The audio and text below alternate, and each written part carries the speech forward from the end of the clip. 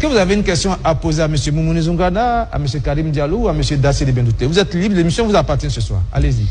Déjà, j'ai... Un à un, vous pouvez les citer. Hein. Vous posez la question, vous citez la personne à qui vous voulez poser la question. J'ai une question, mais ma question, pour la poser, j'aimerais bien savoir le travail de chacun. De chacun. D'accord. Allez-y. Alors, moi, je suis enseignant-chercheur, c'est-à-dire je suis professeur à l'université, donc j'enseigne des étudiants et je suis avec la jeunesse. Je suis très content ce soir de t'écouter parce que tu t'exprimes très bien, tu as les idées bien en place et tu parles comme une grande personne. D'accord, Karim Diallo va se présenter aussi. Vraiment, je t'encourage à continuer. Tu as vraiment ton avenir devant toi. Et vraiment, que Dieu te bénisse abondamment. Et je félicite tes parents. Karim Diallo, votre profession aussi, elle aimerait bien savoir avant de poser sa question. D'accord, merci bien ma fille. Moi, je suis juriste. C'est-à-dire j'ai fait des études de droit, donc à la fac de droit. Et je suis administrateur civil d'emploi. C'est-à-dire j'ai fait ma formation à l'ENAM, l'École nationale d'administration et de magistrature. Voilà. D'accord. Dassé Bendouté, lui aussi va dire ce qu'il fait comme profession. Dassé Bendouté. Oui, merci. Moi, j'ai étudié sociologie, anthropologie à l'université Joseph Kizerbo. Et avant de venir aux États-Unis, j'étais journaliste. J'ai travaillé à Radio Jeunesse et j'étais aussi sur beaucoup de plateaux. Et ici aux États-Unis, je suis dans le social. Et comme tu parles de métier, aux États-Unis, on ne peut pas faire un métier. Moi, aujourd'hui, si je gagne une voiture, je peux faire le taxi, je peux faire la livraison. Demain, si j'ai une autre opportunité, je change. Donc ici, tu es libre de faire ce que tu veux. Voilà. Donc, merci pour ta question et félicitations à vous tous. Donc, vos questions maintenant, à chacun. Vous voulez commencer avec Dacier, c'est ça? Non, sociologie, truc là, ça veut dire quoi? Sociologie? Dacier? Le premier truc qu'il a dit. Dacier? Elle vous demande, vous avez dit que vous avez étudié la sociologie et l'anthropologie. Elle veut savoir ce que c'est la sociologie. Rapidement, des thèmes très simples, hein, une phrase. Oui. Et la sociologie, c'est la science qui étudie la société dans toutes ses activités. Par exemple, tout de suite, on peut envoyer un sociologue étudier ce qui se passe dans Faso Mebo pour comprendre les réactions des gens, ce que vous avez appris, qu'est-ce que ça va donner dans le futur en termes d'éducation, en termes économiques, en termes politiques, en termes sociaux. C'est ça la sociologie, la science qui étudie la société. Par exemple, il y a la sociologie de l'enfant. On peut étudier les enfants, leurs comportements, leurs ambitions, leur manière de réagir. Voilà. Maintenant, l'anthropologie, oui.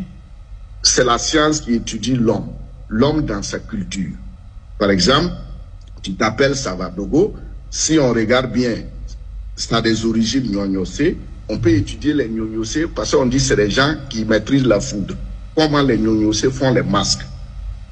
Le culte des masques, ça c'est l'anthropologie. D'accord. Pour comprendre, voilà.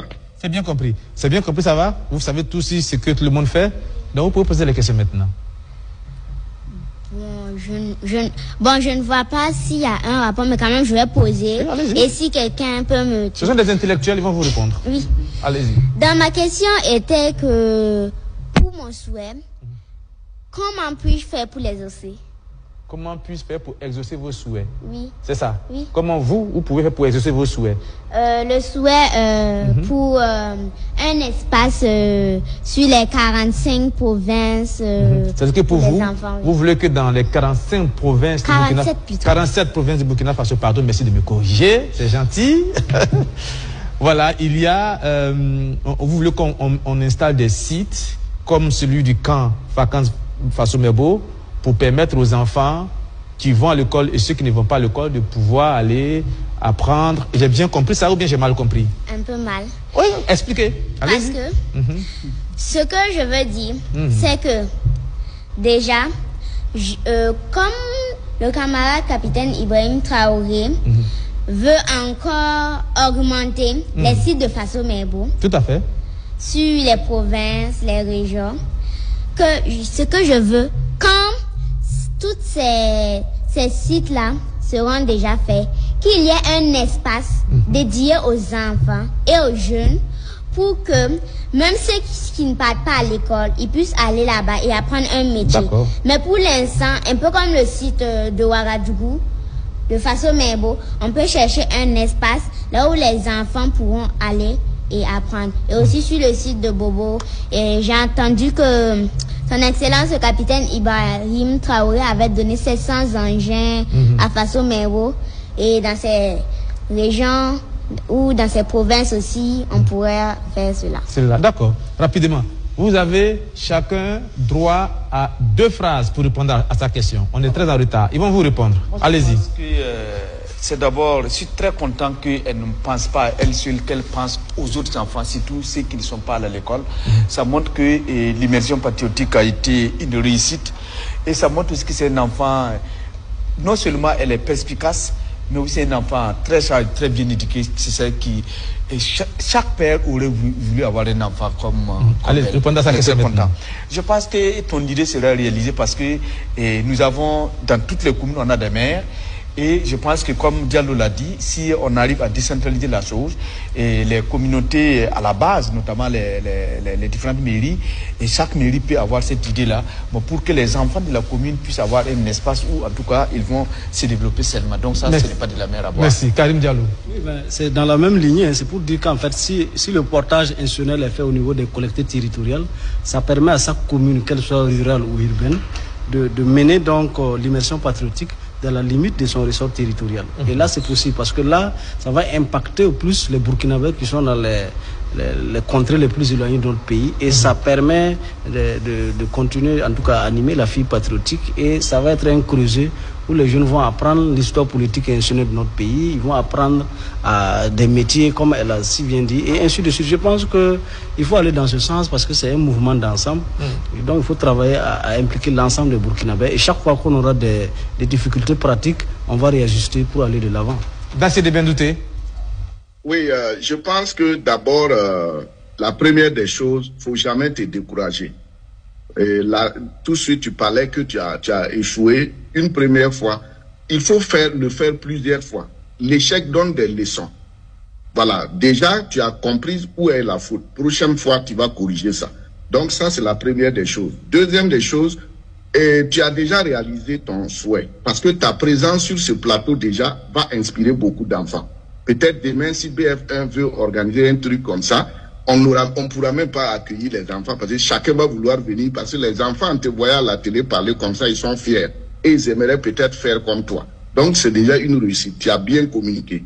Deuxièmement, c'est la communication. Tu as exposé ton idée publiquement. Peut-être que le président du Faso est en train de te suivre.